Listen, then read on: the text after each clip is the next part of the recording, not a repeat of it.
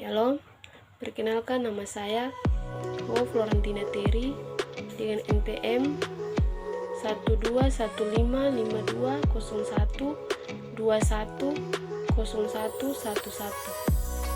Saya berasal dari Universitas Kristen Indonesia Maluku dengan Fakultas Ilmu Komputer, Prodi Informatika dengan mata kuliah pengantar Teknik Informatika.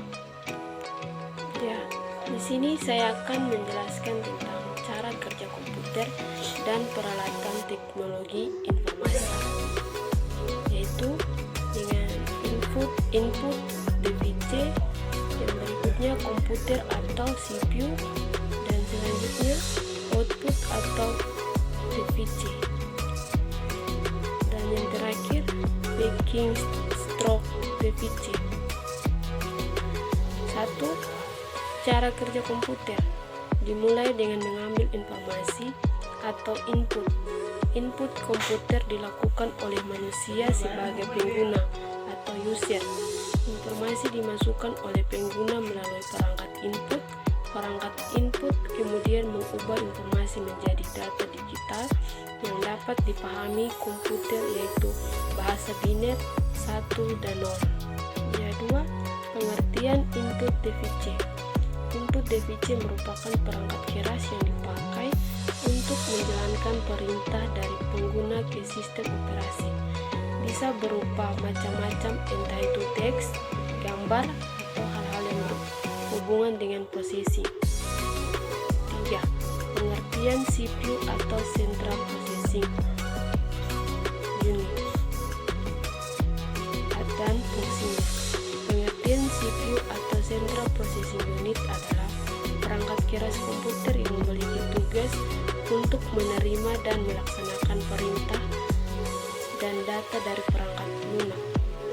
Karena merupakan pusat pengolahan data dalam sebuah komputer, CPU sering disebut juga sebagai prosesor. Cepat atau lambatnya kinerja dari sebuah komputer cukup ditentukan oleh kualitas dan teknologi dari CPU yang digunakan. CPU memiliki berbagai macam komponen di dalamnya, diantaranya sebagai berikut, yaitu 1. Unit kontrol, 2. Register, 3. Arithmetic logic unit. Apa itu fungsi dari CPU? Fungsi utama dari CPU adalah melakukan operasi aritmatika dan logika terhadap data yang diambil dari memori atau dari informasi yang diberikan melalui beberapa perangkat keras. CPU hampir sama seperti kalkulator. Hanya saja CPU jauh lebih kompleks dalam melakukan pemrosesan dari instruksi-instruksi yang diberikan. Instruksi-instruksi tersebut kemudian disimpan terlebih dahulu pada RAM. Setiap instruksi akan diberi alamat unik yang disebut alamat memori.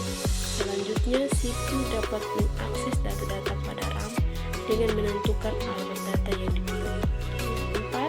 Pengertian unit keluaran atau output DVC. Output DVC adalah perangkat komputer yang berguna untuk menghasilkan suatu keluaran seperti gambar, kertas, atau hard copy, suara, dan lain-lain. Contoh dari output DVC adalah printer, speaker, dan monitor. Yang termasuk peralatan teknologi informasi adalah 1. Cash register, yaitu alat yang digunakan untuk memperoleh informasi pembayaran di kasir. 2. Kalkulator, 3. Komputer, 4. Laptop dan notebook, 5. Deskbook, 6. Personal digital assistant atau PDA atau komputer genggam, 7. Kamus elektronik, 8. MP4 player. Pengertian sistem komputer. Sistem komputer merupakan komponen yang berhubungan antara bagian selanjutnya. Setiap komponen tersebut bisa terhubung dan melakukan tugas sesuai instruksi pengguna komputer. Umumnya komponen yang ada dalam sistem komputer terbagi menjadi 3 bagian utama, yaitu hardware, brainware, dan software. Pengertian jaringan nirkabel. Apa sih sebenarnya jaringan nirkabel itu? Apa bedanya dengan jaringan biasa yang kita ketahui selama ini? Singkatnya, jaringan nirkabel atau wireless adalah jenis jaringan yang tidak menggunakan kabel sebagai media transmisi data. Di sini ada jenis-jenis jaringan nirkabel, yaitu 1. LAN, Local Area Network, adalah jaringan jenis ini bisa digunakan di tempat-tempat dengan cukupan wilayah kecil seperti kantor, rumah, sekolah, dan lain-lain. 2. PAN adalah singkatan dari Personal Area Network. Untuk jaringan jenis ini hanya bisa terhubung dalam jangkauan kecil atau jarak dekat saja. 3. MAN singkatan dari Metropolitan Area Network. Cakupan area MAN lebih luas lagi dari WAN, misalnya untuk menghubungkan sekolah A dan sekolah B. Bahkan jaringannya bisa menjangkau suatu kota. Ya, di sini apa saja macam-macam alat komunikasi modern, yaitu 1. Telepon kabel, 2. Smartphone, 3. Email, 4. Faksimili, 5. Koran, 6. Telegraf, 7. Intercom. Ya, pengertian jaringan komputer. Jaringan komputer adalah 2 atau lebih perangkat komputer yang saling terhubung atau terkoneksi antara satu dengan yang lain dan digunakan untuk berbagai sumber data. Jaringan memiliki tanda pengenal yang bisa disebut dengan alamat IP atau alamat media akses kontrol.